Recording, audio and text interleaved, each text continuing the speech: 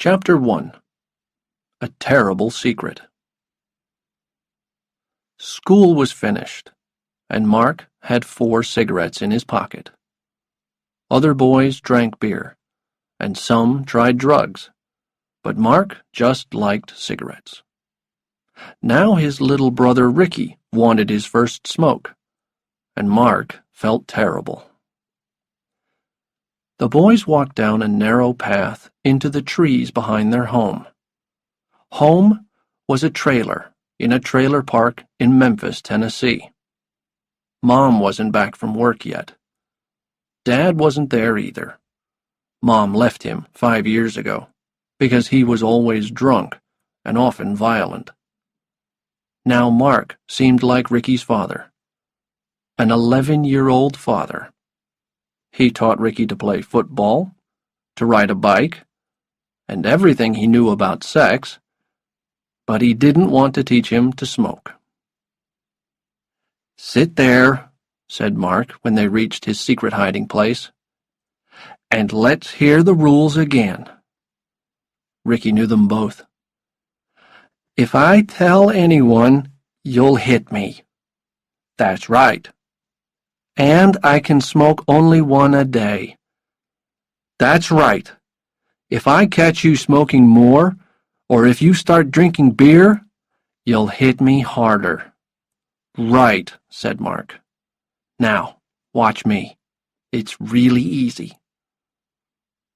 Ricky was soon busy blowing smoke like a man. Mark sat next to him and lit another cigarette.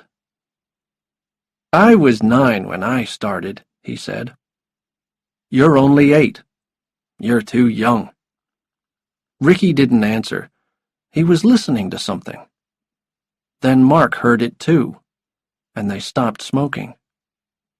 "Just sit still," Mark said softly.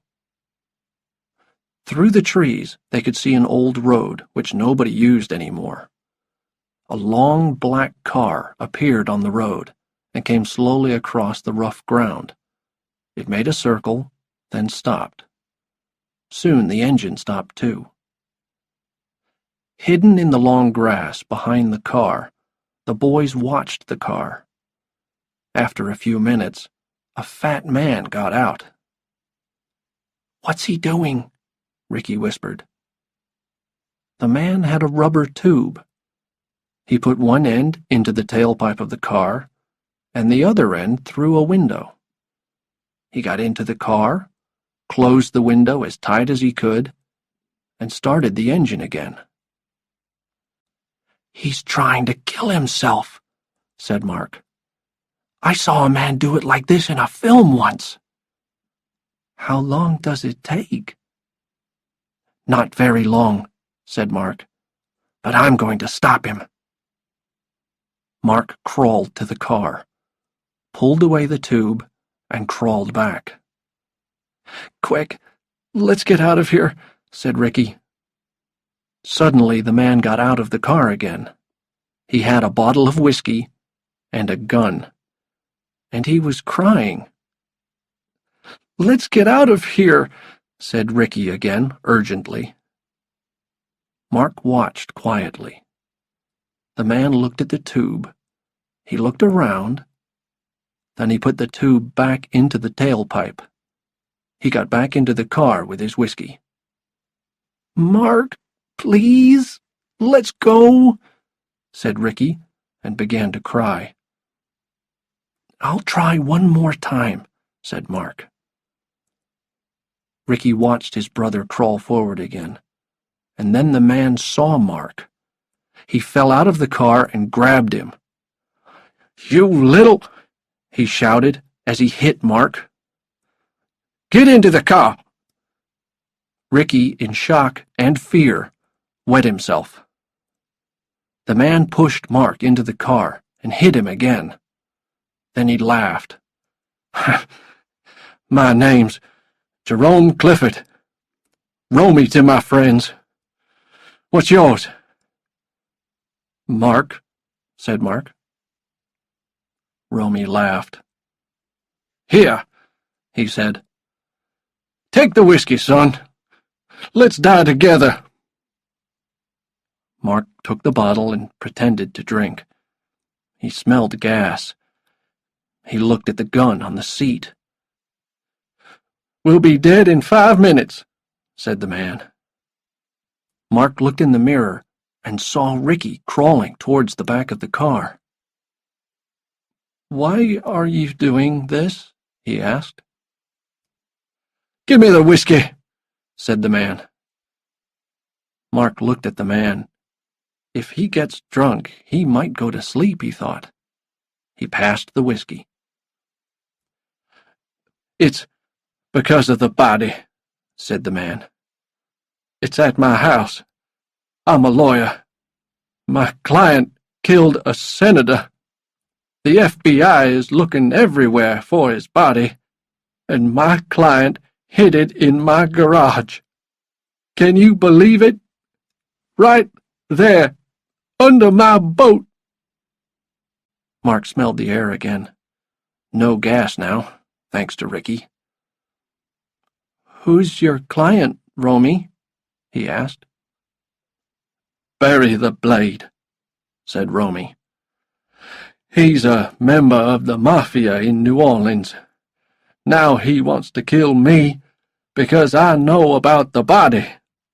But he can't, because the gas will kill us first." He laughed and drank more whiskey. Soon he was drunk and asleep. Mark gently opened the car door and ran to where Ricky was hiding. "I pulled the tube out," said Ricky in a high voice. Mark lit a cigarette and watched the car. Suddenly, the door fell open, and the lawyer came out with the gun in his hand. He saw the tube and started screaming. His wild red eyes looked round for Mark, but Mark was well hidden in the long grass. Then he stood still, put the gun in his mouth, closed his eyes, and fired. Ricky made a low noise, like an animal in pain, and ran. Mark looked at the dead man and thought, "Here's trouble." He followed Ricky home. When he got there, he called 911 for the police.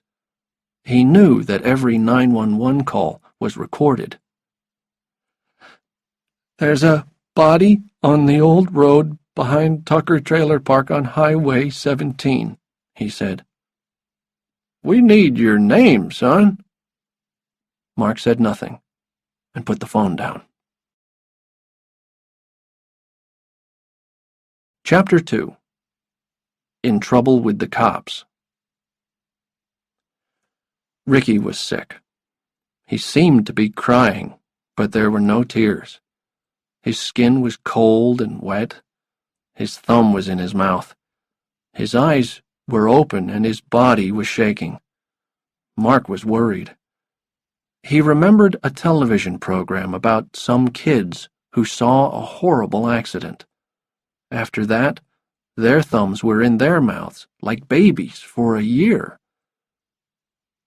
"Mark," said his mother, "how did you cut your face?" Mark didn't want to lie to his mother, but he didn't want to tell her about the man with the gun either. "It's a long story, Mom," he said. Diane sighed and bit her nails. They were sitting in a small room in St. Peter's Hospital. She lit a cigarette and watched her younger son. When she got home from work and saw Ricky, she had called the family doctor.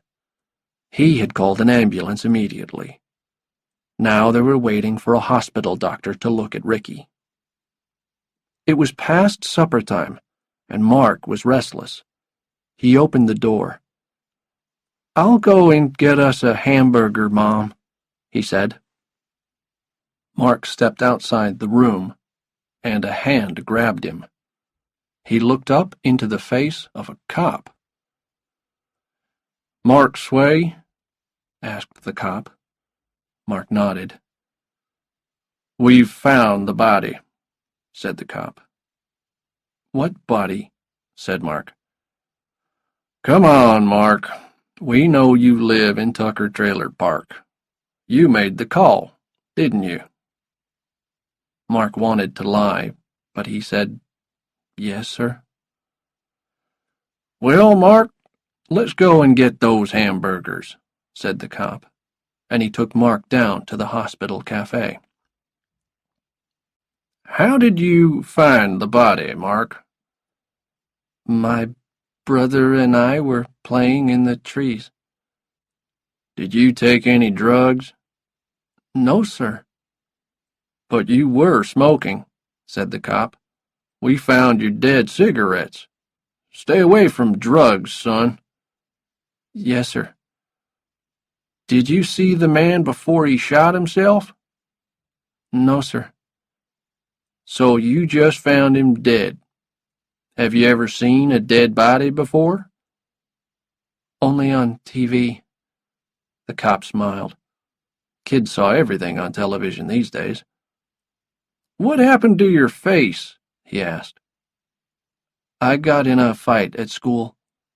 The other kid started it." "The other kid always does. What's his name?" "You don't know him," said Mark. "Well, I might want to talk to him," said the cop. "Now tell me, why didn't you give your name to 911? "I don't know." "Come on, Mark. You must know why." "I don't know. Afraid, I guess." Mark tried to look very young and innocent. "Do you think I'm lying?" "I don't know, kid. Your story is full of holes," said the cop. "I think you were there, smoking, in the trees, and I think you saw the whole thing. That's why your brother's in shock, isn't it? That's why you're afraid." Mark's heart stopped, and his blood ran cold. He tried to seem calm. His hands were shaking, so he sat on them. Things were happening too fast. Could he go to prison? Could Ricky go mad? He needed time to think. "Eat your food now," said the cop. "We'd better get back to your mom. You can bring your Coke with you." Chapter 3. Evidence. News of Jerome Clifford's death traveled fast to the Mafia in New Orleans. His client, Barry Muldanno, was not sorry, but he was worried. Barry the Blade, or simply the Blade as he liked to be called, wore shiny suits and a lot of gold. Barry enjoyed a fast life and liked people to be afraid of him. His lawyer certainly was, and that's why he killed himself. Barry liked to spend hours on his long black hair. His face was often in the newspapers these days because of the trial. He had killed a senator, and his trial for murder was to take place in 4 weeks. Barry was not worried about the trial, because nobody could find the senator's body. Without the body, who could prove a murder? Jerome Clifford was a good Mafia lawyer, but Barry had frightened him. He told Romy where the body was hidden. He told him the body was under Romy's own boat, in his own garage. What a joke. But then Romy had disappeared, and now he was dead. Barry needed a new lawyer quickly. Roy Foltrigg also knew about the death, and was already on his way to Memphis to find out more. He hated flying, so his car was fitted with phones and television and even a fax machine. He had a driver, too, so that he could work as he traveled. He hoped to arrive in Memphis by midnight. Foltrigg was a U.S. government lawyer. His job was to prove that Barry Muldanno killed the senator. But where was the body? Maybe there would be some evidence in Memphis. Maybe Clifford had known something. Said something. Another man wanted to know more about Jerome Clifford's death, too. He was a crime reporter who worked on the Memphis Press. He wanted a story for the morning newspaper, and he didn't care how he got it. Slick Moeller's real name was Alfred, but nobody knew it. Everyone called him Slick. Crime was his life. He knew everyone, talked to everyone, and never named anyone who trusted him with secrets. He often knew about a crime before the cops. He knew them all and drank coffee with them in all-night coffee bars. He had spent the morning at their head office, and now he was in St. Peter's Hospital. Slick knew there was something interesting about this death. He knew Clifford was Barry Muldanno's lawyer. He knew Roy Foltrigg was coming to town. He knew about the two boys, and that one of them was in shock. And he knew some things that Mark didn't know. Jerome Clifford had left a note which nobody could read, and there were strange fingerprints on his whiskey bottle. The FBI now controlled the case. Two FBI detectives waited for Roy Foltrigg. One was Jason McThune, FBI Memphis, and the other was Larry Truman, FBI New Orleans. They had the dead man's car and all the other evidence. They knew someone had been in the car with Jerome Clifford because there were fingerprints on the whiskey bottle. "Whose are they?" said Truman. "Maybe the kids," said McThune. "How can we check?" "I'll get you his Coke bottle," said one of the cops. "You can check that." Chapter 4. Lawyers and FBI Men. Mark was a thinker and a worrier. When he couldn't sleep, he went for long, secret walks. It started when his mother and father were fighting. He wore dark clothes and left the trailer to move like a thief through the night. He saw lovers, and he saw crime. He learned much, but he never told. He loved to sit on the hill above the trailer park and enjoy a quiet smoke.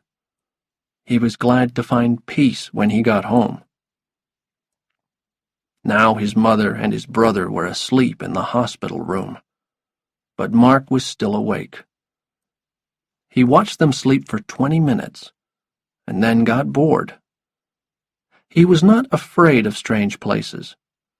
He quietly covered his mother with a blanket and left the room. The hall was quiet and empty. He took the lift down to the cafe. There were two people at one of the tables. One was in a wheelchair. The other was offering him a white card. "My name's Gil Teal," he said with a big smile. "Did you have an accident? Maybe I can help you." The other man didn't smile. "Road accident," he said. "2 broken legs." Mark could see he was in pain. "Well," said Gil Teal, "I'm a lawyer, and maybe you have a case. Who hit you?" The other man looked at the lawyer carefully. "It was an Exxon lorry," he said. "He didn't stop at a red light." "Great," said Gil Teal. "I've got money from Exxon before. What have you got? 2 broken legs?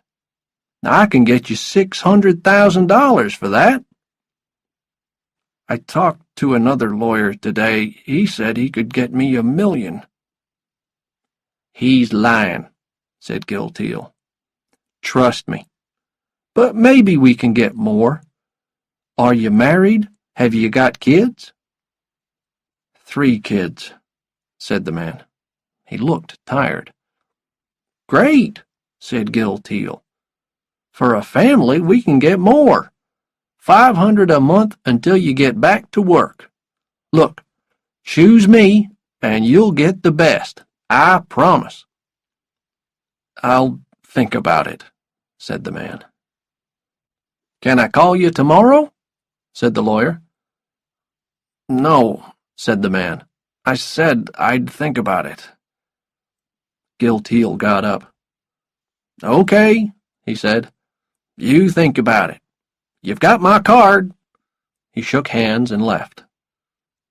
The man in the wheelchair pushed himself away, leaving the card on the table. When he had gone, Mark took the card. He looked at the name and the address. He put the card in his pocket and sat back to watch the television. Roy Foltrigg liked to be on television. He really enjoyed those moments when the cameras were waiting for him. Just at the right moment, he would arrive, walking quickly, holding his hand up like a very important man who would love to answer questions but just didn't have the time. He spent many pleasant moments watching videos of himself arriving at important places. Tonight, however, there were no cameras, and no reporters when he arrived at the FBI offices in Memphis. It was after midnight. Jason McThune and Larry Truman introduced themselves. There was only one chair, and Foltrigg took it. McThune explained the facts quickly. He told Foltrigg about finding the car, what was in it, the gun, the time of death, and about Mark Sway. "Mark and his younger brother found the body and told the police. They live about half a mile away in a trailer park. The younger kid is in hospital now. He's in shock. His mother, Diane, is with him, and Mark is there too. He's lying." "What's he lying about?" asked Foltrigg. "He says he arrived after Clifford shot himself, but we don't believe him," said McThune. "First, his fingerprints are all over the car, inside and out. They're on Jerome's whiskey bottle, and they're on the tailpipe, too." "How did you check his prints?" asked Foltrigg. "Off a bottle of Coke he drank tonight," said McThune. "Next, we found 3 cigarettes near the car. We think the boys were having a quiet smoke when Clifford arrived. They hid and watched him. Maybe they pulled his tube from the tailpipe. We're not sure, and the kids aren't telling. The little boy can't talk just now, but we're sure Mark is lying." "What about Clifford?" asked Foltrigg. "We checked his blood," continued McThune. "He was drunk, and full of drugs, too. We can't know what he was thinking. We know he left New Orleans in the morning, and we think he bought the gun here in Memphis." "Why Memphis?" "He was born here," said McThune. "Maybe he wanted to die where he was born. He left a note," he added, picking up a piece of paper. "It tells his secretary what to do after his death. We couldn't find the pen that wrote it." Foltrigg took it from him and read it. "What's this at the bottom?" he asked. "The ink is different. It says, 'Mark, where are—' but I can't read the rest." "Right," said McThune. "We can't read that bit either. We found the second pen in the car, so maybe Clifford used it there, but he was too drunk to write clearly." Foltrigg listened with his mouth open. "So what does it mean?" he asked. "There's no Mark in Clifford's family," said McThune. "We checked. So we think the note is for Mark Sway. But how did he know Mark's name unless he talked to him." "Why would the kid lie?" "Because he's afraid," said McThune. "We think he was in the car. We think he and Clifford talked about something. At some point, the kid left the car. Clifford tried to add something to the note and then shot himself." Foltrig's mouth was open again. "Maybe the kid's afraid because Clifford told him something he doesn't need to know," finished McThune. Foltrig shut his mouth, put the note on the desk, and cleared his throat. "Have you talked to the kid?" he asked. "Not yet," said McThune. "We'll do that first thing in the morning. We'd like to talk to his little brother, too, but we'll have to ask his doctor." "I'd like to be there," said Foltrig, thinking about the body. "We must know everything Mark Sway knows." Chapter 5. In the Hospital. Mark was asleep in front of the television when a nurse found him next morning. She gave him some orange juice and took him to Ricky's room. "Dr. Greenway is here," she said, "and he wants to see you." Diane looked tired. She stood at the foot of Ricky's bed, and her hands were shaking. Mark stood next to her, and she put her arm on his shoulder. They watched as the doctor touched Ricky's head and spoke to him. Ricky's eyes were closed. "He doesn't hear you, Doctor," Diane said finally. She didn't like the way Greenway was using baby talk. Greenway continued touching and talking. Diane had tears in her eyes. Mark smelled fresh soap and noticed her hair was wet. She had changed her clothes, too, but there was no makeup. Greenway stood straight. "A very bad case," he said, staring at Ricky's closed eyes. "What's next?" said Diane. "We wait," said the doctor. "He'll wake up, and when he does, it's very important that you are in this room. He must see his mother when he opens his eyes. Do you understand?" "I'm not leaving," said Diane. Greenway looked at Mark. "You can come and go a bit, but it's best if you stay here as much as possible, too." Mark nodded his head, but he knew he would get bored.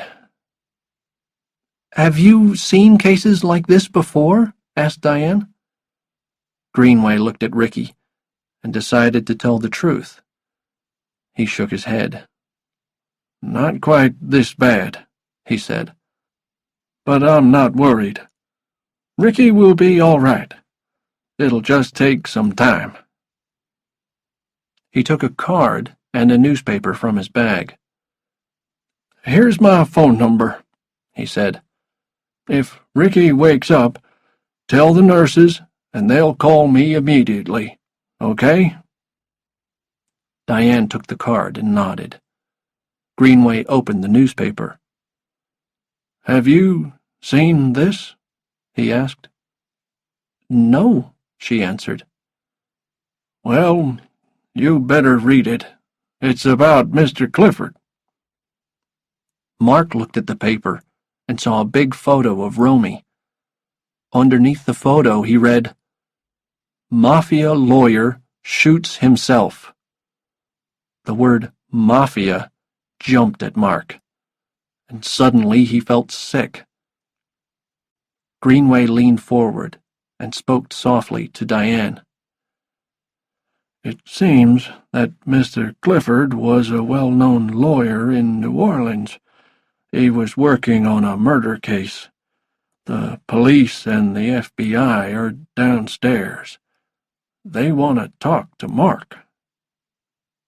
"Why?" asked Diane. "It's a big case. The murdered man was a senator. You'll understand more when you read this story. Then you can talk to them." "No," said Mark suddenly. Diane and Greenway looked at him. "I don't want to talk to them," said Mark. I might get like Ricky if I have to talk about it," he added. "Keep them away for now," said Diane. "All right," said the doctor. "I'll keep them away until 12. Now, don't worry. Just stay by this bed until I come back." Greenway left. Diane ran to the bathroom with the newspaper and lit a cigarette. Mark turned on the television by Ricky's bed and found the news program. Nothing but weather and sports. Diane came back into the room. "Clifford's client killed a United States senator," she said slowly. "I wonder why he did that," said Mark, because he could think of nothing different to say. "It says Jerome Clifford worked for the New Orleans Mafia, and they think his client is a member." Mark had seen film about the Mafia on television. His heart jumped, and he felt pains in his stomach. "I'm hungry, Mom. Are you hungry?" "Why didn't you tell me the truth, Mark?" "I'm sorry, Mom. I planned to tell you when we were alone." Diane looked sad and tired. "You never lie to me, Mark." "I'm really hungry, Mom. Can we talk about this later? Give me some money, and I'll run down to the cafe and get us something to eat. Don't you want some coffee?" Luckily, Diane wasn't ready for a serious talk yet. She opened her purse and gave him $5. Mark took the money and put it in his pocket. "You know where the cafe is?" asked Diane. He nodded. "Be careful," she said, and sat down again to watch Ricky. Mark left the room. He needed time to think. Chapter 6. Reggie Love. As Mark ate his breakfast in the cafe, he looked at Gil Teal's card. He knew what he needed to do. He took some coffee back to his mother and gave her a kiss. "I'm going to look around the hospital for a bit," he told her, and left the room again. He asked the nurses for a phone book and looked at the city map. Gil Teal's office was not far away. Then he went downstairs again and left the hospital by a back door. Mark walked quickly. It was Tuesday, and he was the only kid on the street. He didn't want anyone to ask why he wasn't at school. Gil Teal's building was old and very tall. He entered the lift with a crowd of others and went to the 3rd floor. When he got out, he was in a long hall with a lot of doors.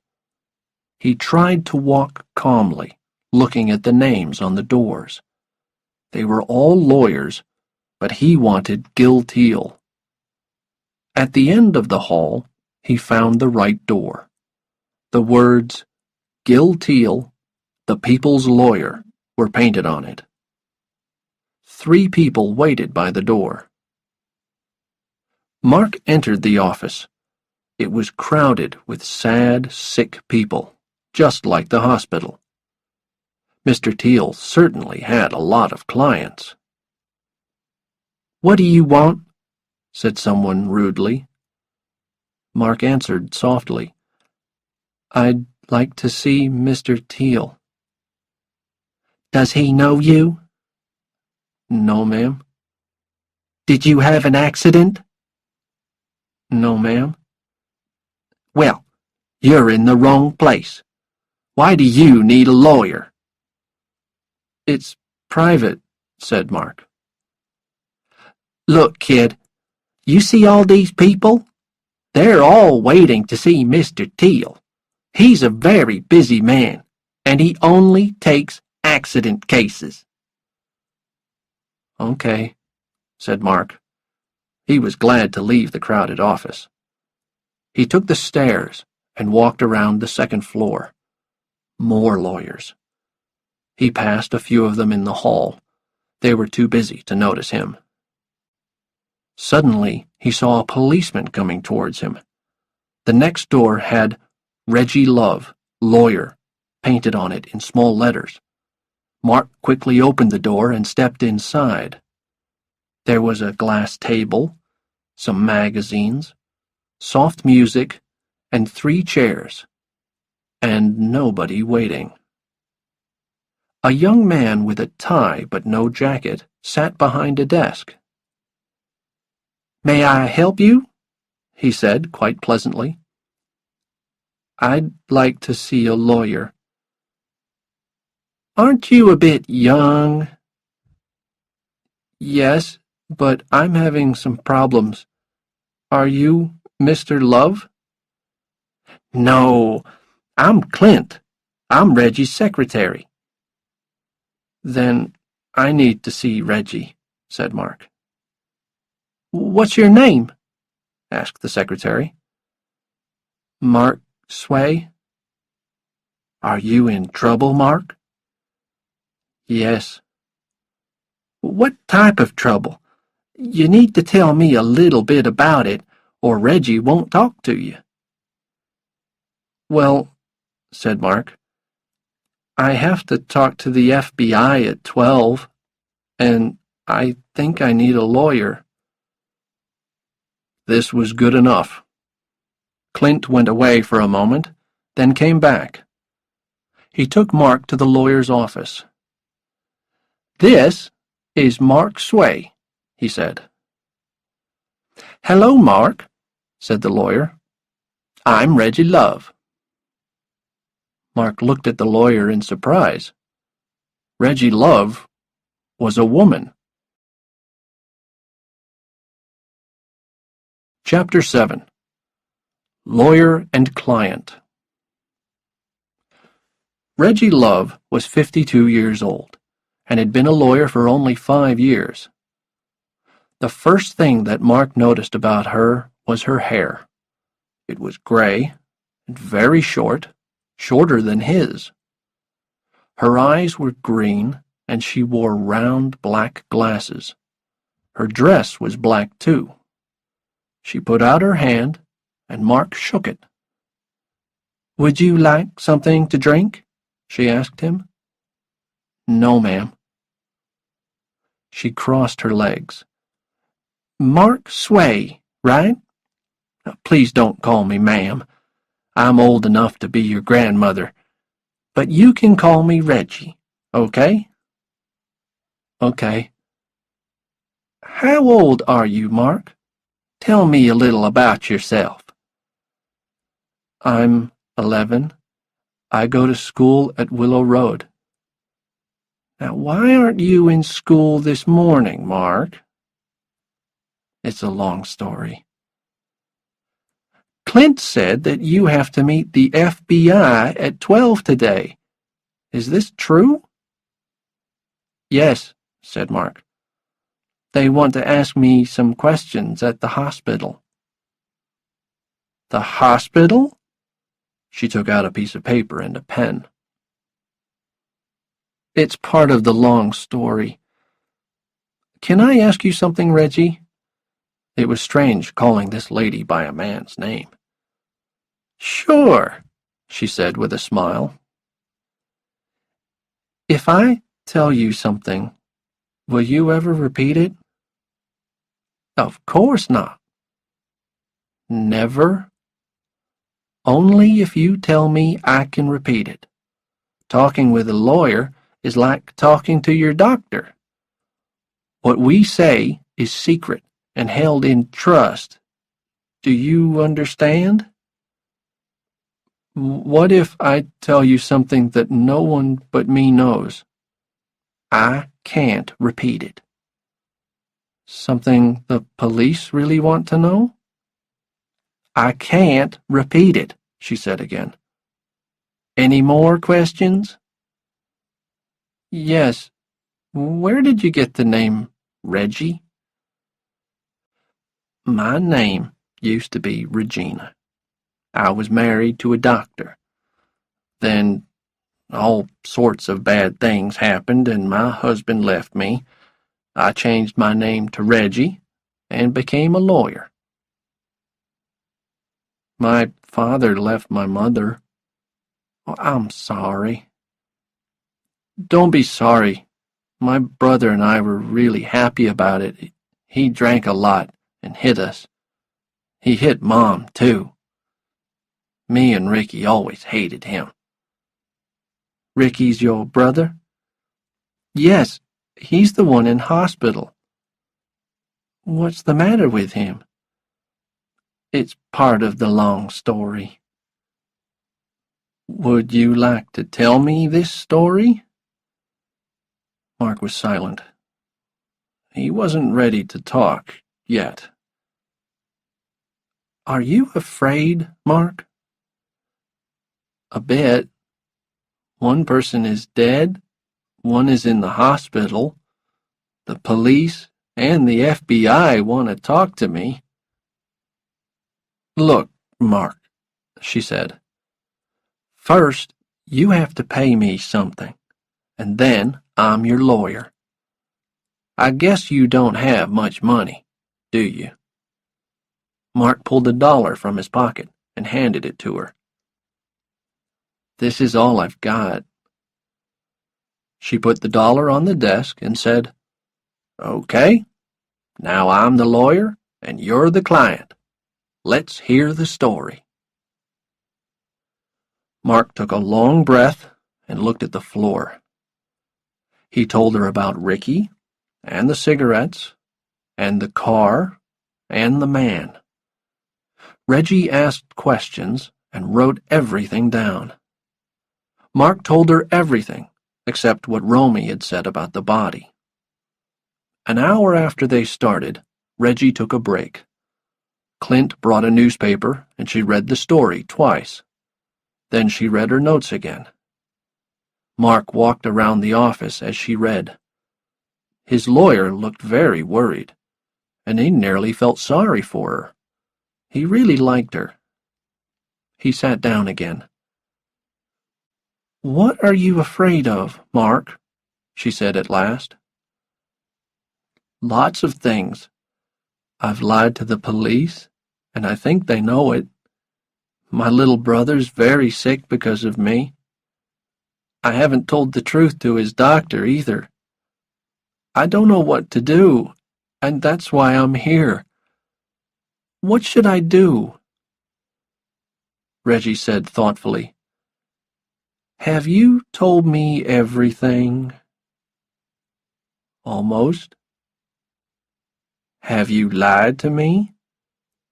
No. Do you know where the body is? I think so. I know what Jerome Clifford told me. Do you want to tell me where it is? She asked slowly. I'm not sure, said Mark. I'm afraid to tell. I don't want anyone to know that I know about the body. Romy told me his client kills people. He's in the mafia. And if he thinks I know the secret, he'll want to kill me too. But the cops and the FBI want to talk to me.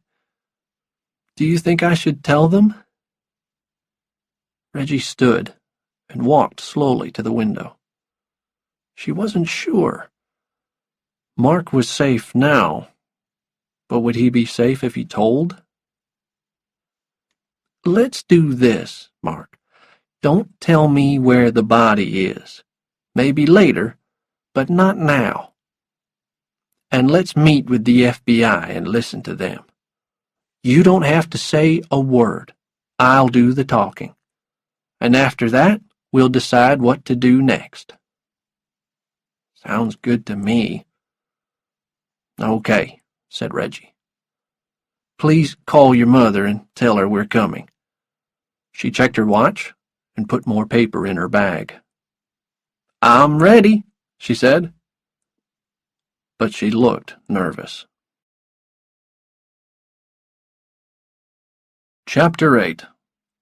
The Interview. What Mark saw in the hospital room frightened him at first. Diane was in the bed, holding Ricky and kissing his head. He was moving and making strange noises. His eyes were open, then shut. It's okay, baby, said Diane again and again. It's okay. Mommy's here. Mommy's here. Greenway stood close by. A nurse was on the other side of the bed. No one noticed Mark as he came in. Reggie was waiting outside. It was almost 12, and clearly nobody was thinking of the meeting with the FBI. Ricky opened his eyes again and seemed to notice his mother. She kissed him again and again and smiled through her tears. He woke up about 2 hours ago, the doctor explained. But he's not talking yet. Mark was glad about that. He didn't want Ricky to start talking about Clifford. Not yet. Is he going to be okay? He asked. I think so, said the doctor, but it'll take time. Where's the rest of your family? Your mother needs help. There's only us, said Mark. What about the FBI? She can't talk to them now, said Greenway. But they're waiting for you. They said it's serious. It's okay, said Mark. I'm ready for them. I've got us a lawyer. A lawyer? Said Greenway, surprised. How's that? I found her this morning, said Mark proudly. Don't worry. You take care of Ricky and Mom, and me and the lawyer'll take care of the FBI. Reggie found an empty room. They were 10 minutes late for the meeting, but she wanted to do something first. Pull up your shirt, she said quickly. She opened her bag and took out a small black recorder. She checked the recorder and tied it to Mark's waist. Mark pulled down his shirt. Perfect, said Reggie. Let's go down. The meeting was on the second floor, in room 28. Reggie checked the recorder again and turned it on. Now, go, she said. I'll wait out here. Just remember what I told you. Mark took a deep breath and knocked on the door. Come in, someone said. He stepped inside and closed the door. 3 men faced him. They were not smiling. You must be Mark, said one. Where's your mother? Who are you? Said Mark. Truman and McThune introduced themselves. Foltrig stayed silent. Have a seat, Mark, said Truman. Well, Mark, we really wanted to see your mother, too. She's with my brother, said Mark. She can't come today. Maybe this can wait until she can come. No, Mark, we really need to talk now. Let's talk a few minutes, just us and you. Are you nervous? A little, said Mark. What do you want? We want to ask you some questions about yesterday. Do I need a lawyer? The detectives looked at each other in surprise. Of course not. It's just a few questions, that's all. I already talked to a cop, said Mark. Last night. We're not cops, said McThune. We're FBI. That's why I'm nervous. Maybe I do need a lawyer. What for?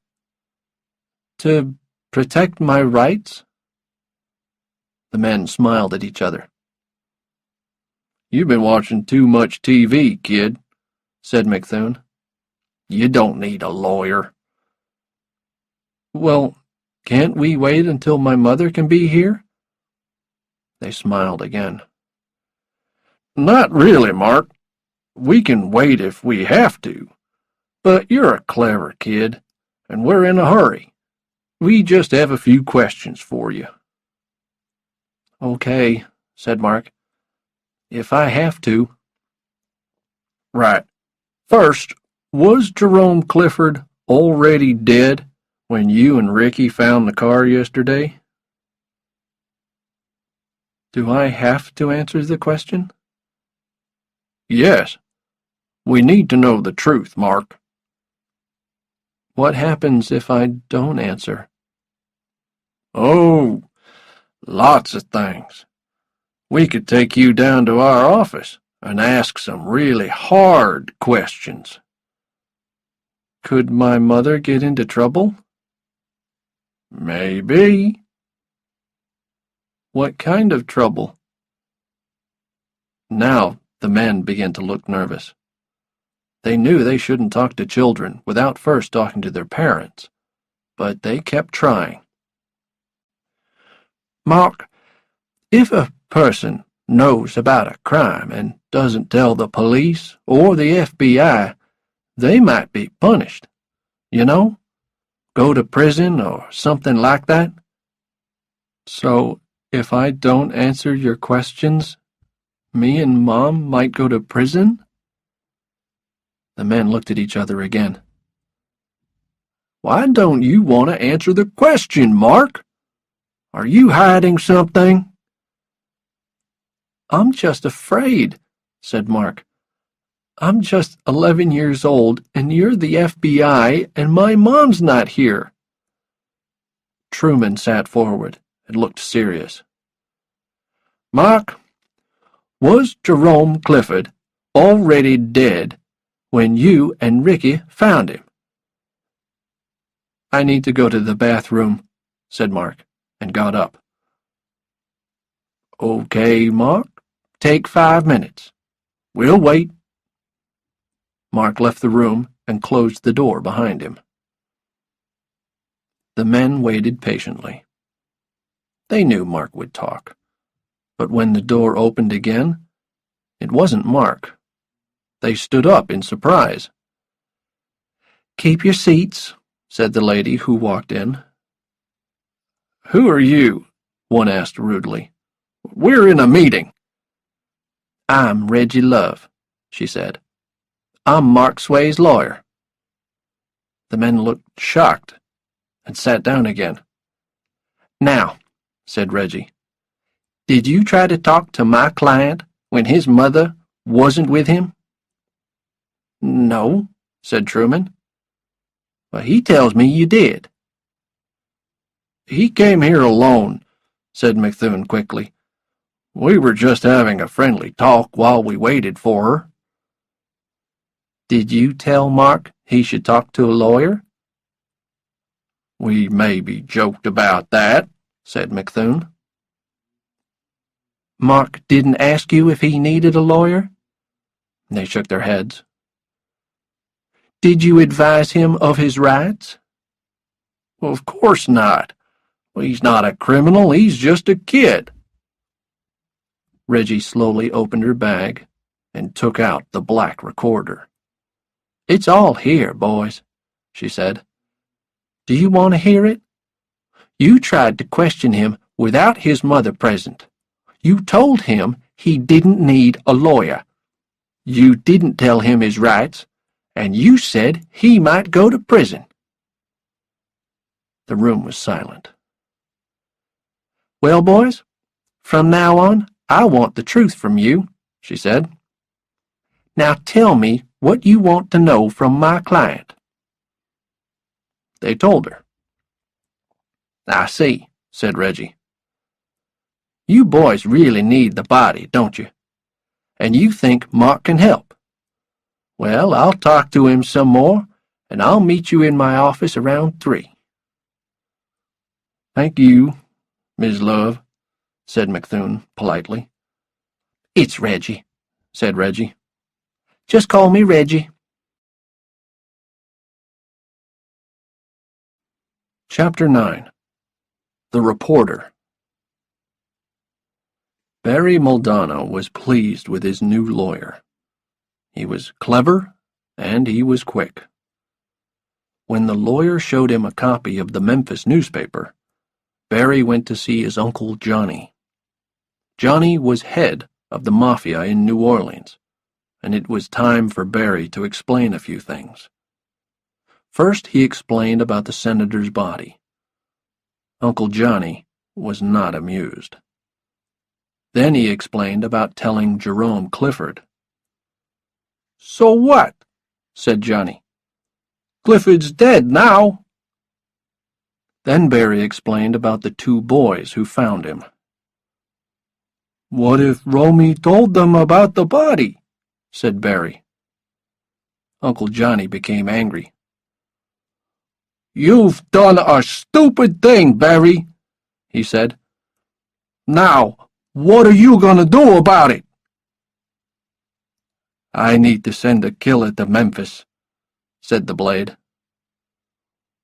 "You're going to kill the boys?" asked his uncle. "Maybe yes, maybe no," said Barry. "First, we need to know if they know something." "Send Gronky," said his uncle.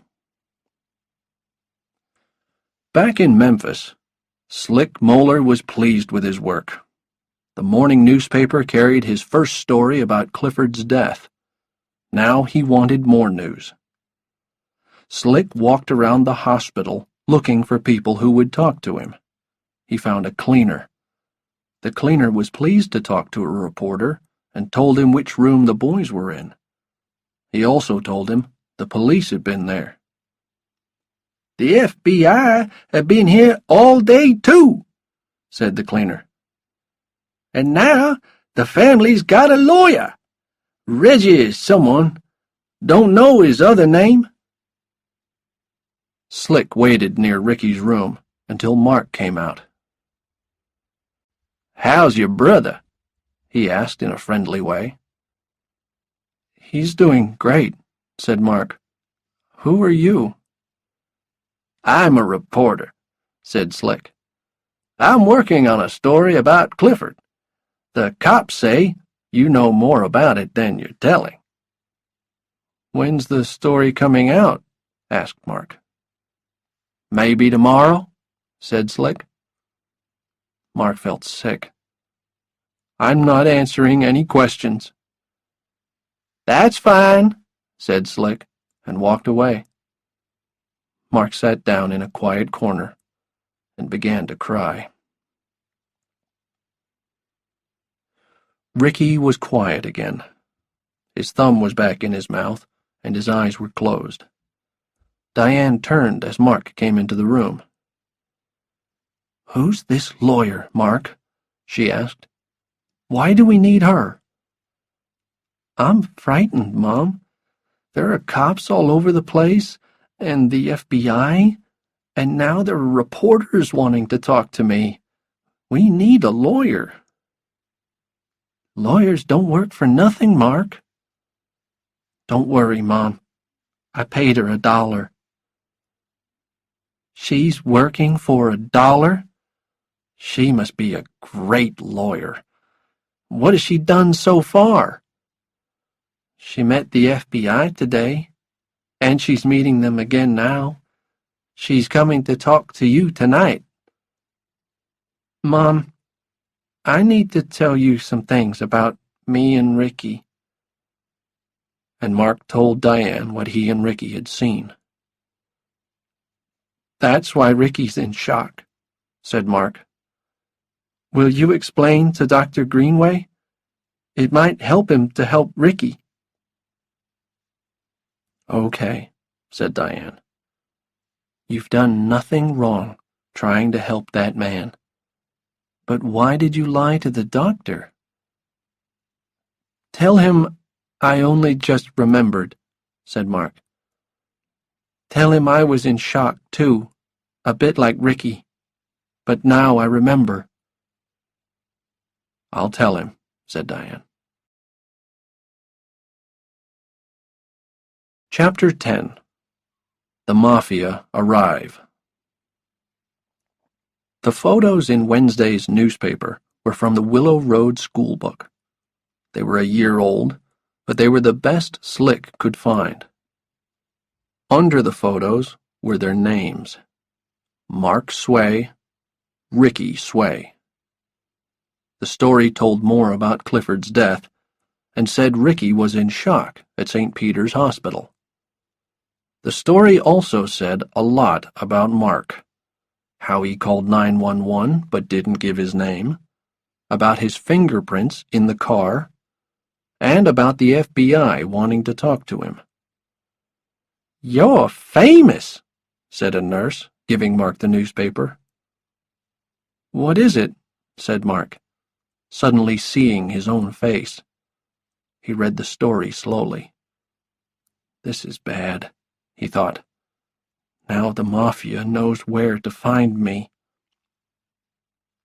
Mark was on his way to the cafe for breakfast. He gave the paper back and walked to the lift. The door opened, and he stepped in. It was empty. It was still early. At floor number 8, the lift stopped, and a man stepped in. He wore a white coat and jeans. Mark didn't look at him. He was tired of meeting new people. The door closed, and suddenly the man grabbed Mark. He had a knife. He pushed his horrible face near Mark's. Listen to me, Mark Sway, he said. I don't know what Jerome Clifford told you, but if you repeat a single word of it, even to your lawyer, I'll kill you. And I'll kill your mother and your little brother. Gronky was doing his job well. Mark was white with fear. I know where you live, continued the man, and I know where you go to school. You can't escape me. Understand? Mark's eyes were suddenly wet. He nodded. Yes, yes, yes. The lift was stopping again. And if you tell anyone about me, I'll get you, said the man. And he disappeared. Reggie reached her office at 9. Clint made her a cup of coffee and gave her the morning newspaper. Coffee's excellent, she said, as she opened the paper and saw Mark's picture.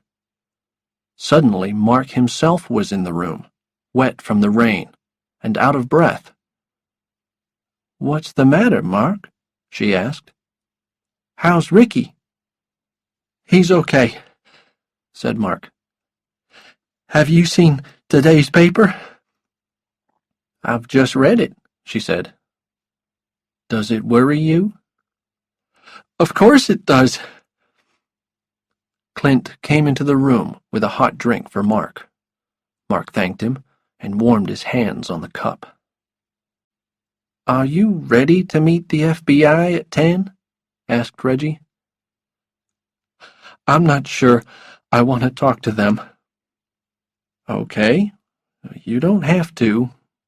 You look frightened. Why? What would happen to me if I never told anyone what I know? You've told me. Yes, but you're my lawyer, and I haven't told you everything. Not where the body is, I know, Mark. So, what happens if I never tell? Reggie had been thinking about this all night, but she still had no answer. Yesterday afternoon, when she met Foltrig, she saw that he would try everything possible to get Mark to talk. A lie could save Mark. One simple lie. But she was a lawyer, and she could not advise him to lie. Poor kid. I think they'll try to make you talk, she said at last. It's very rare, but I think the law can make you tell what you know to a judge. And if I refuse? Good question, Mark. If you were an adult, you could go to prison.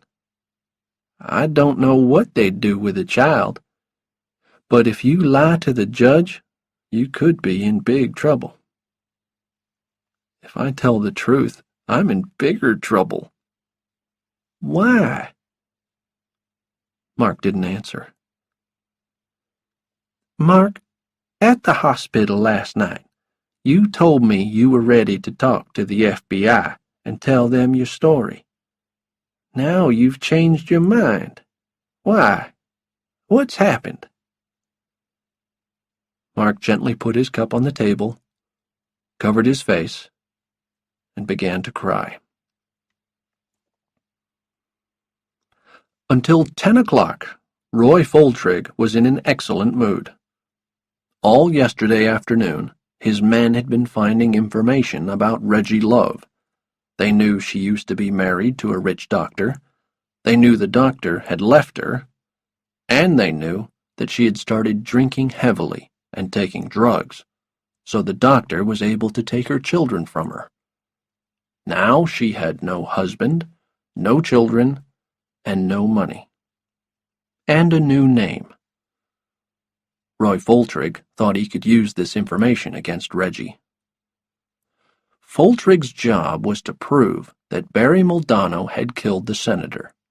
He was sure that Mark knew something that would help him. Then he would win the case and have his face on the front pages of the newspapers again. At 10 o'clock, Foltrig returned to Reggie's office, ready for the promised meeting with Mark. Clint opened the door to him. I'm sorry, Mr. Foltrig, he said. Reggie and Mark have nothing to discuss today. Foltrig shouted angrily, then left, banging the door. He went straight to the FBI office and shouted some more. I want the kid followed, he said angrily. We know Gronky's in town. He mustn't get to the kid. Watch the lawyer, too. And I want you to prepare papers to take to a judge. We're going to make Mark Sway talk. Chapter 11. Mama Love. When Reggie and Mark returned to the hospital, there were reporters everywhere. Miss Love! Miss Love! They called. Just a few questions, please. She took Mark's hand and walked faster. Is it true your client is refusing to speak to the FBI? Did your client talk to Jerome Clifford before he died? Is it true your client knows where the senator's body is? Reggie said quickly to Mark, Don't look at them and don't say a word.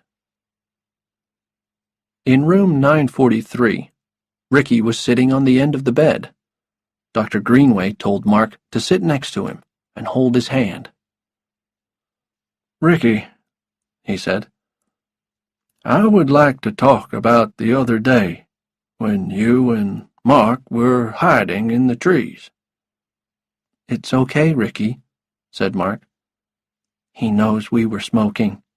Mom's not angry with us. I'm really cold, said Ricky.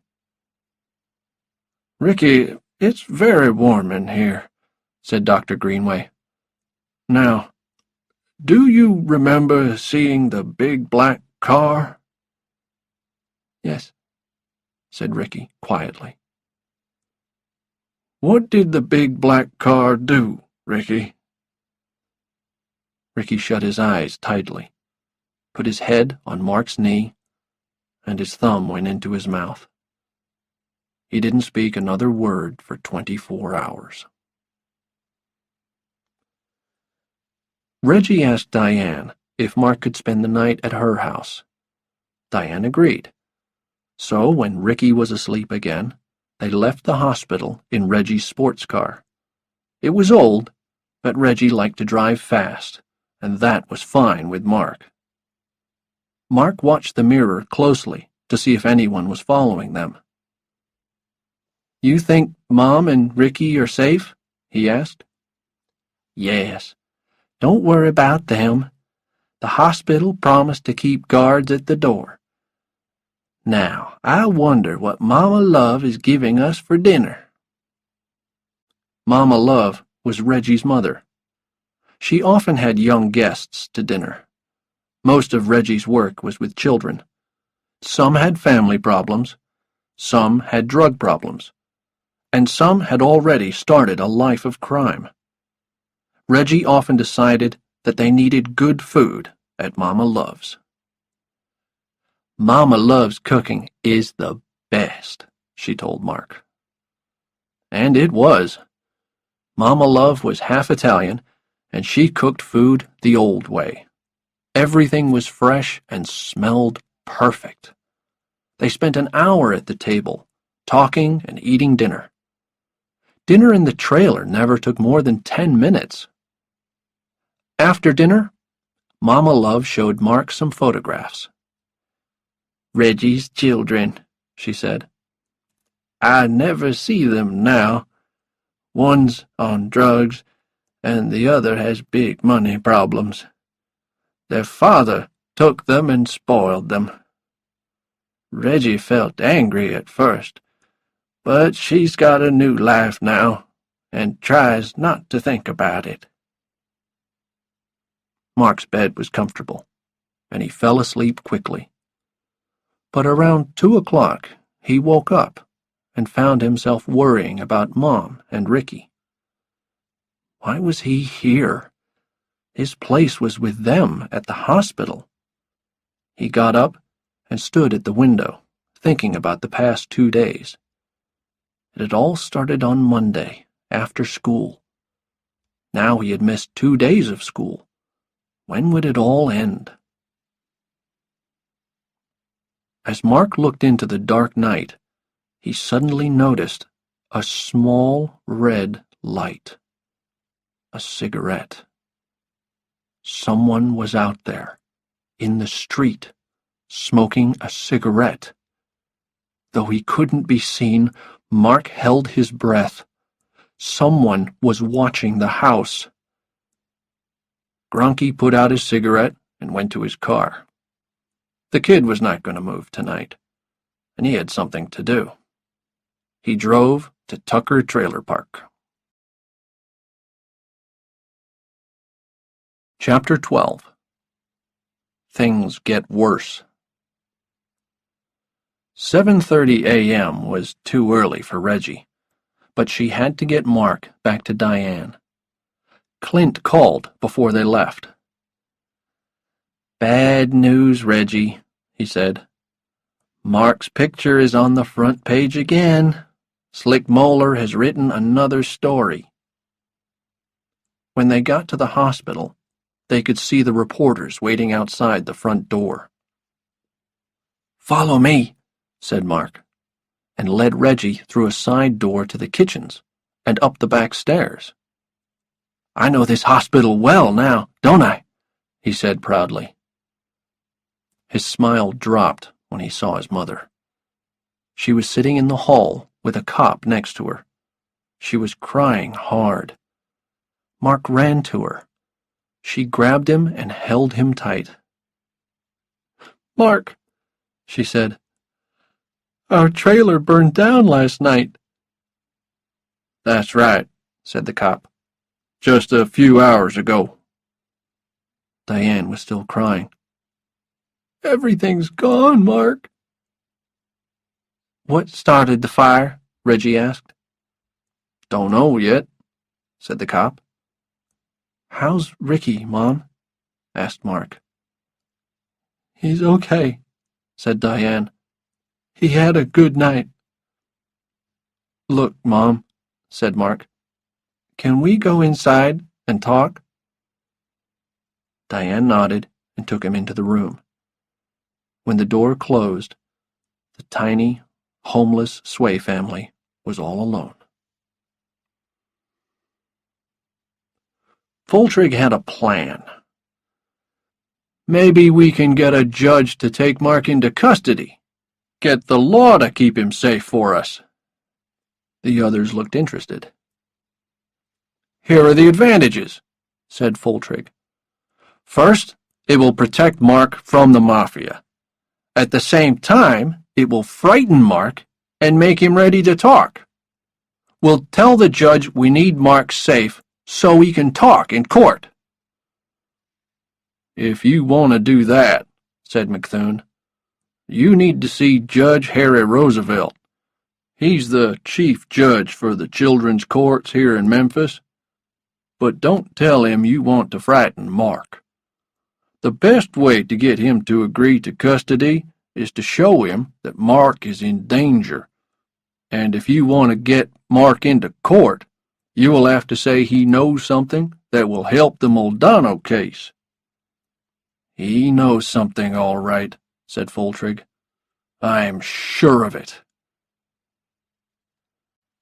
When Judge Harry Roosevelt became a judge 22 years ago, he was the first black judge of the Children's Court in Tennessee. He was clever, he was kind, and he was wise. When he heard about the danger to Mark Sway, he thought carefully. He didn't like to do it, but he agreed to hear Mark in court and to take him into custody until then. He signed an order. "Take him into the children's prison," he said. "Give him a private room. Do not frighten him. I'll speak to his lawyer later today." Mark and Diane were in their room talking about the fire and all the things they had lost. They whispered because they didn't want Ricky to know about the fire yet. Ricky was awake. His eyes were open, but he was staring at the ceiling without saying a word or moving at all. There was something Mark didn't say to Diane, something that worried him. Maybe the fire wasn't an accident. Could it be another message from the man with the knife? Trailers didn't usually burn down at 4 o'clock in the morning. There was a knock at the door. Mark opened it. 2 men entered the room.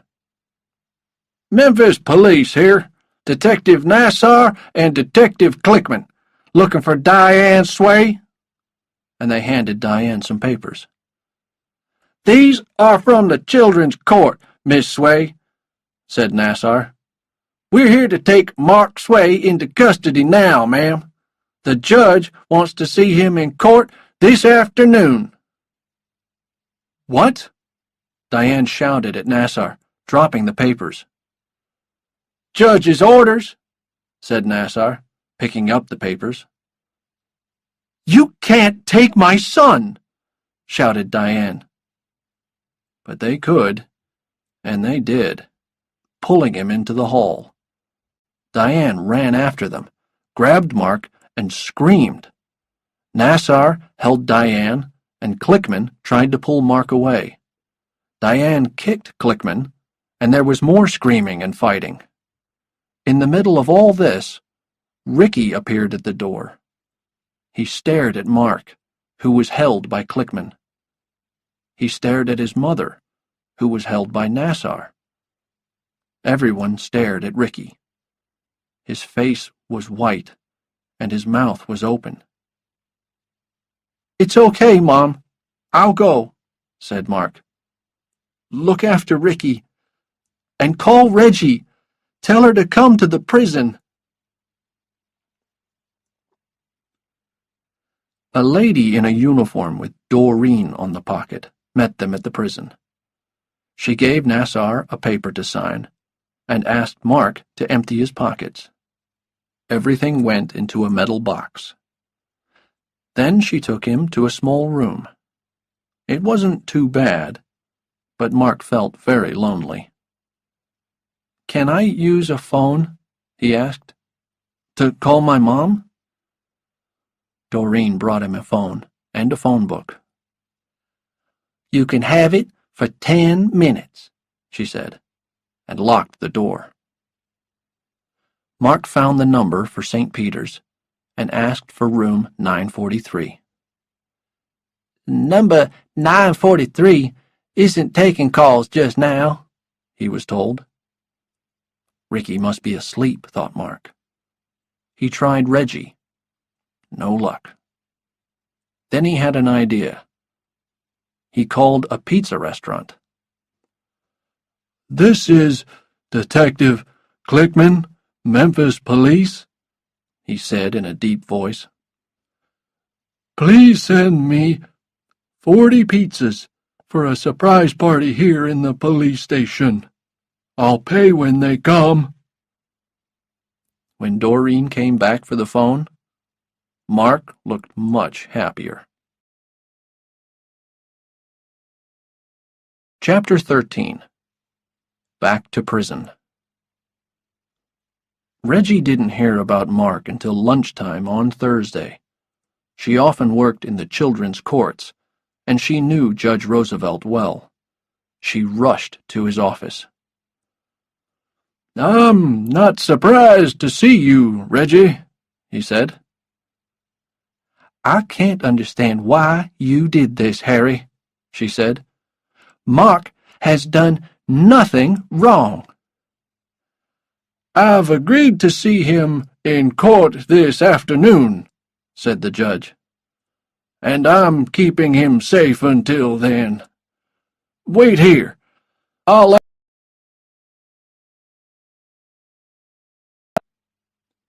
When Mark arrived, he smiled at Reggie. "Don't worry," he said. "I'm okay.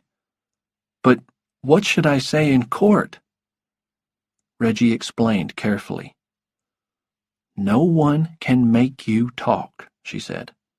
"But the judge can keep you in custody if you don't."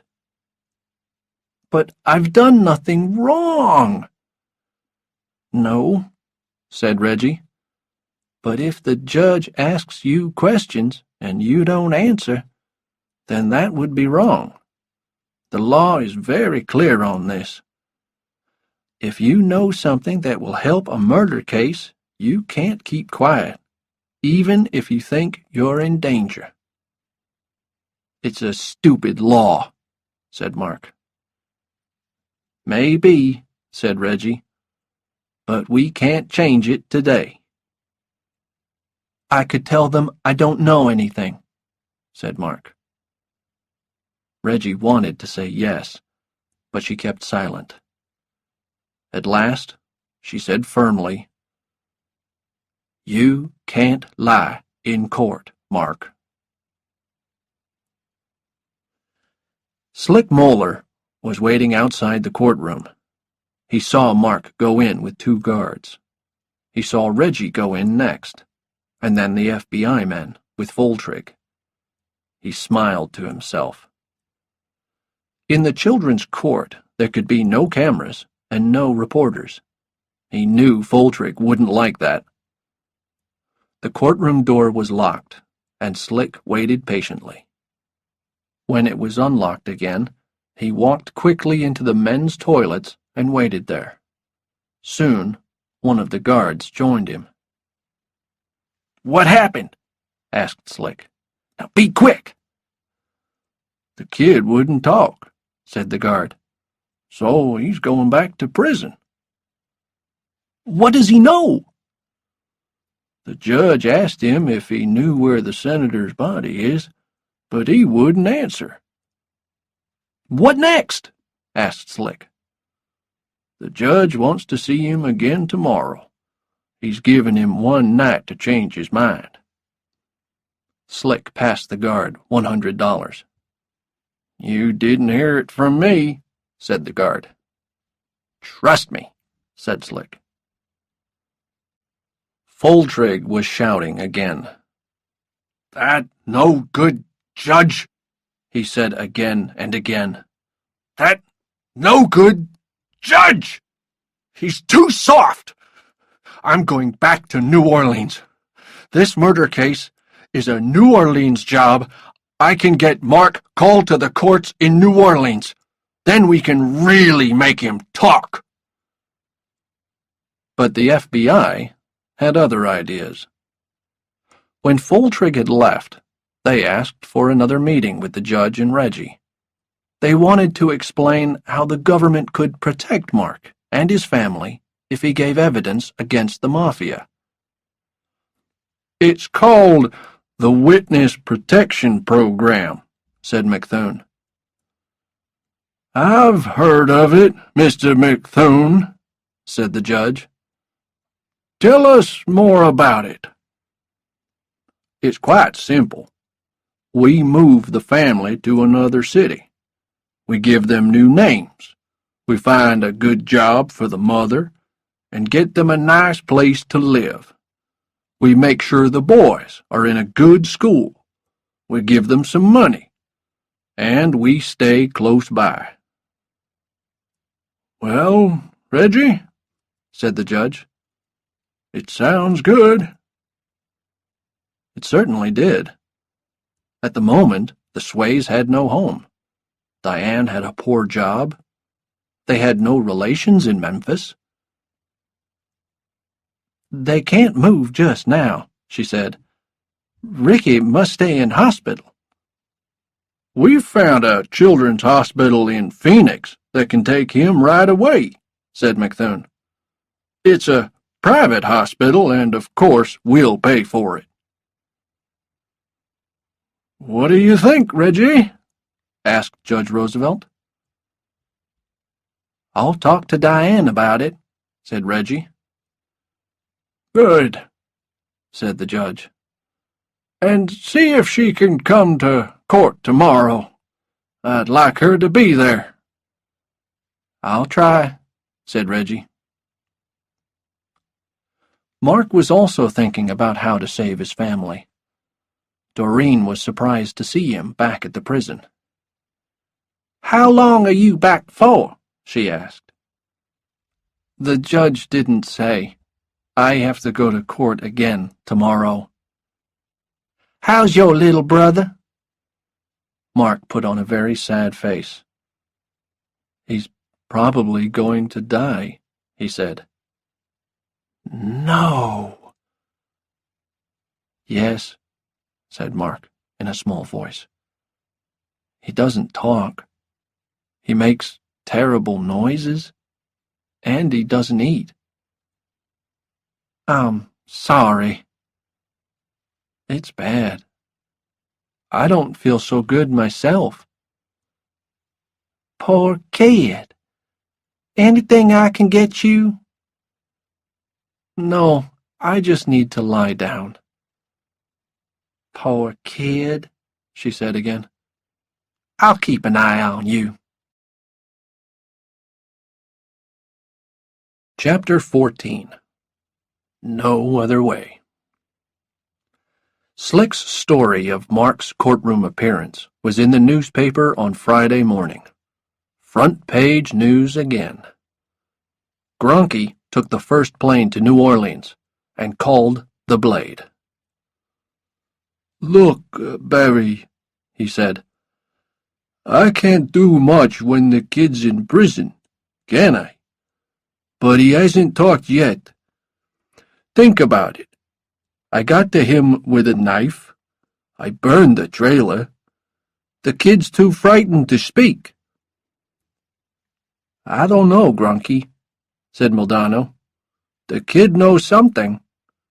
Sure you can't get to him?" "We can't kill the kid, Barry. Everyone's watching him."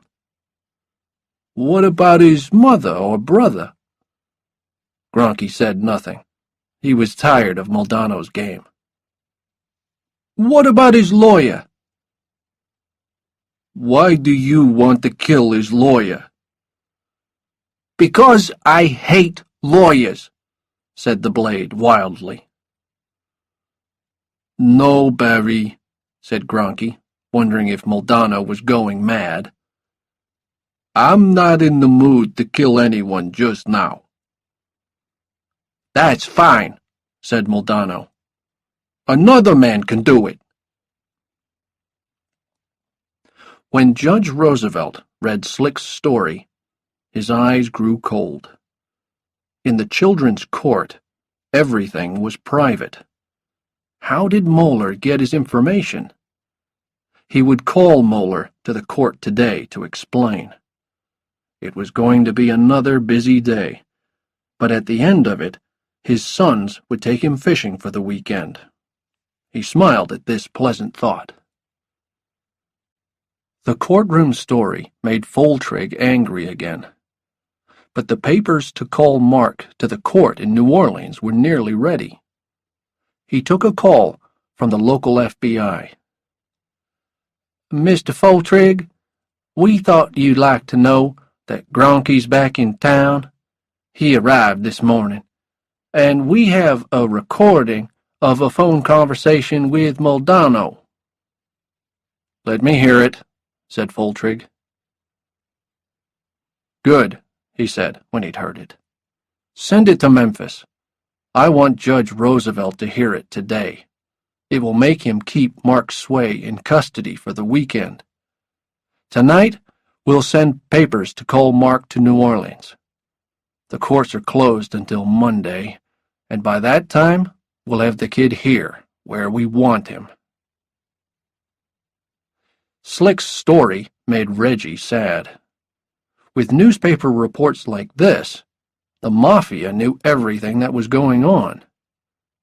She sat with Mark now, trying to explain about the witness protection program. What does Mom think? Asked Mark. She's not sure, said Reggie. I'm not sure either, said Mark. I saw this once in a film. Someone told the truth about the Mafia, and the FBI helped him to disappear. He got a new face, even a new wife. He went to Brazil. What happened? It took the Mafia a year to find him. They killed his wife, too. It was just a film, Mark. There's no other way. It's the safest thing to do. Of course, I have to tell them what I know before they'll do all these wonderful things for us. That's part of the agreement, Mark. The Mafia never forgets, Reggie. You've watched too many films, Mark. It's easy for you, Reggie. You'll be fine. But we'll live in fear for the rest of our lives. There's no other way, Mark. Yes, there is.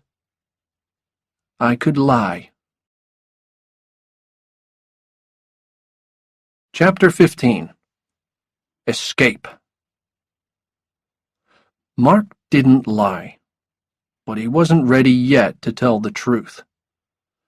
When the court met again on Friday afternoon, no one was really surprised when he again refused to answer the judge's questions. I'm not going to answer that, he said, time after time. But everyone was shocked by the recording that was played. Reggie's eyes opened wide when she heard Moldano speak of killing her. The judge agreed that Mark was in great danger and returned him to custody. There was a surprise, though, when Slick Moeller came before the judge. True to his word, the reporter refused to name the person who gave him private information. Well, Mr. Moeller, said the judge, if I can send child to prison for refusing to tell what he knows. I can do the same for you." Slick knew more than anyone about crime in Memphis, but he had never been inside a prison. Now it was his turn. Back in his prison room, Mark was ready for his plan. For half an hour, he ran around his room until his heart was going very fast and his face was red and hot. When he heard Doreen's key, he lay on the floor, closed his eyes, and put his thumb in his mouth. "Mark!" shouted Doreen when she saw him. "Mark! Oh, you poor kid!" She ran from the room to get help and was back in a few seconds with another guard. "Mark was worried about this," said Doreen. "He's in shock, like his little brother. Look, his skin is all wet, and his heart is going so fast." "Stay here. I'll call an ambulance," said the other guard. "We need to get him to hospital." Everything was confused after that. Nobody wanted a boy to die in prison. When the ambulance came, the guards signed papers to send Mark to hospital, and he was taken at once to St. Peter's. More papers. There were nurses everywhere, and everyone was in a hurry. A nurse moved Mark to a bed. "Sign this," said the ambulance men. "And be quick, we have another case waiting." The nurse signed. The men left, and the nurse went to answer a phone. Mark opened his eyes and saw he was alone. He jumped off the bed and ran into a hall. Nobody noticed him. He disappeared into an empty office and found a phone. "Reggie?" he said quickly when she answered the phone. "I'm in St. Peter's. I can't talk now. Please, come and get me. Don't tell anyone. I'll be in the car park." Mark knew how to hide in the hospital. He moved quickly and quietly and found his way to the car park. When Reggie's car arrived, he climbed in and hid on the floor. "Drive, Reggie," he said. "Drive anywhere. Let's go. I'll explain later." When the nurse came back, Mark was not there. Someone's moved him, she thought, and hurried off to another job. When Foltrig's men arrived with papers to take Mark to New Orleans, they checked the prison, and then checked the hospital. Only then did people realize that he was gone. "He's what?" cried Diane. "Go find him," said McThune. But by then, Mark and Reggie were on the road. "Where are we going?" asked Reggie. "Listen, Reggie," said Mark. "I've been thinking. What if Romy told me a lie? What if the body isn't where he said? Then I'd be safe. We need to check. We need to go to New Orleans." Chapter 16. New Orleans. On Saturday, the news was out. Everyone was looking for Mark. When Barry Muldanno heard, he was wild with fear. He went straight to tell his uncle. "The kid's disappeared," he said. "What's he going to do now? I need to move the body. Help me? Give me 2 men. "You're stupid, stupid, stupid," said Uncle Johnny. "I'll give you 2 men, but don't get caught." "I'll do it tonight," said Barry, "when it's dark." Reggie and Mark reached New Orleans on Saturday afternoon. They drove all night, stopping only to sleep a few hours in the car. Reggie knew it was wrong. She knew the cops and the FBI would be looking for them. They talked through the night about Memphis and Mark's life there, about his school and his friends.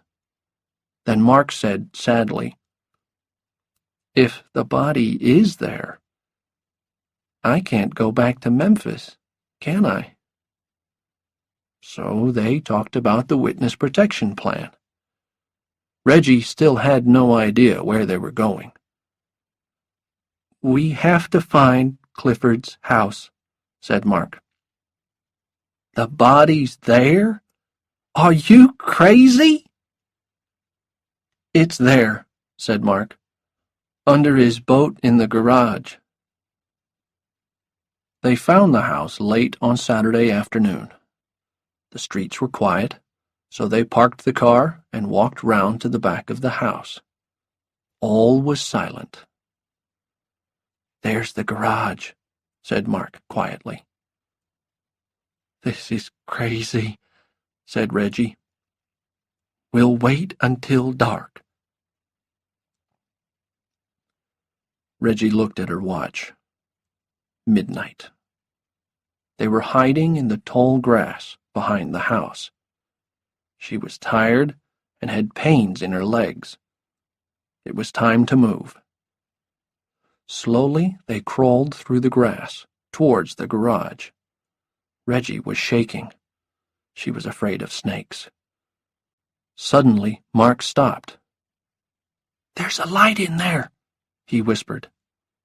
"There's someone there. Stay here, Reggie." He crawled silently to a window. There was the boat. And it was moving. He saw the shapes of 3 men. "Okay, Moldano," said one of the men. "Where do we dig?" Mark's heart was in his mouth. He crawled back to Reggie. "It's Moldano," he whispered. "They're digging up the body. What do we do now?" "Oh, no," said Reggie. "I told you this was crazy. Let me think." And suddenly, she knew what to do. She crawled in the other direction, towards the house next door. With her shoe, she broke a window. Suddenly the night was no longer silent. Bells rang everywhere. Lights went on in the house next door. Voices were shouting.